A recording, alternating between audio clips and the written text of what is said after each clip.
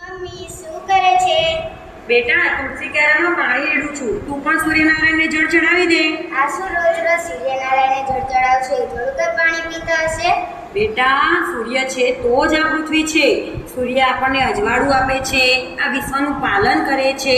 આ વૃક્ષો, નાના નાના છોડ સૂર્યની હાજરીમાં જ પોતાનો ખોરાક બનાવે છે અને આ વૃક્ષો છે તો જ આપણે છીએ.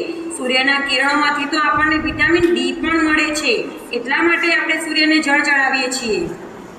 હા, તમને ખબર છે ખેજલી ગામમાં વૃક્ષોને બચાવવા ઘણા બધાએ પોતાનો જીવ પણ ગુમાવી દીધો.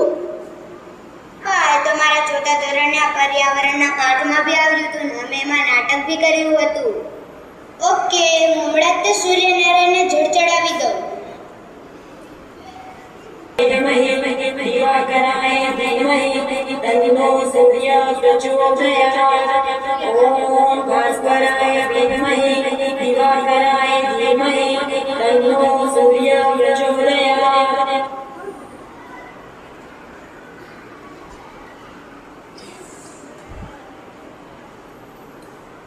આવી ગયું બેટા? હા મમ્મી, 2 દિવસ પછી તમારો બર્થડે છે. હું તમને સરપ્રાઈઝ ગિફ્ટ આપીશ. સરપ્રાઈઝ?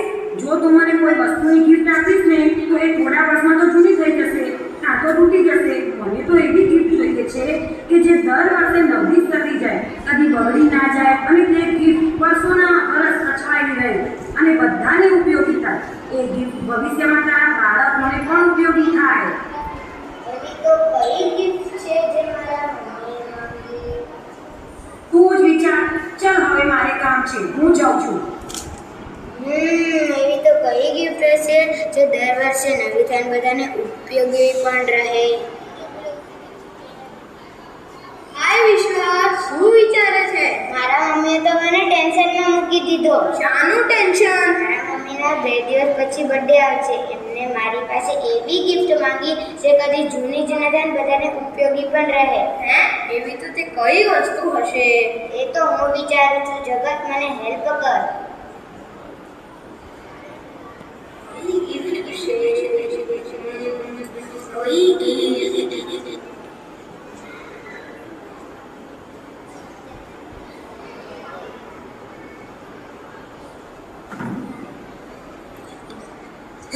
મળી ગઈ.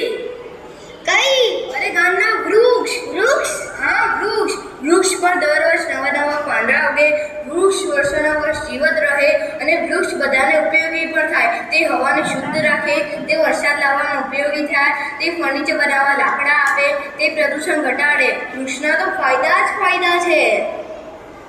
થેન્ક યુ એટલો સરસ આઈડિયા આપવા માટે. ઓલું અંગ્રેજીમાં શું કહેવાય? હેપી બર્થડે બેટા. Happy birthday. થેન્ક યુ બેટા. તમને જે ગિફ્ટ જોતી હતી એ હું લાવ્યો છું. બતાવ. જાઓ. અરે આ તો કેટલી સરસ ગિફ્ટ છે. આ ગિફ્ટ તો મને આજીવન યાદ રહેશે.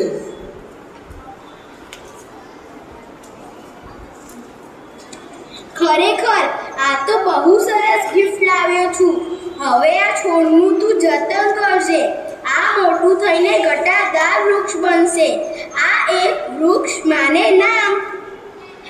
जीवन है एक मिशन, आओ हम सब मिलकर करें पर्यावरण संरक्षण, पर्यावरण संरक्षण, हरियाली की चादर फैलाएं, एक पेड़ माँ के नाम लगाएं, पेड़ लगाएं, जीवन बचाएं, धरती माँ को फिर से सजाएं, प्रकृति का सम्मान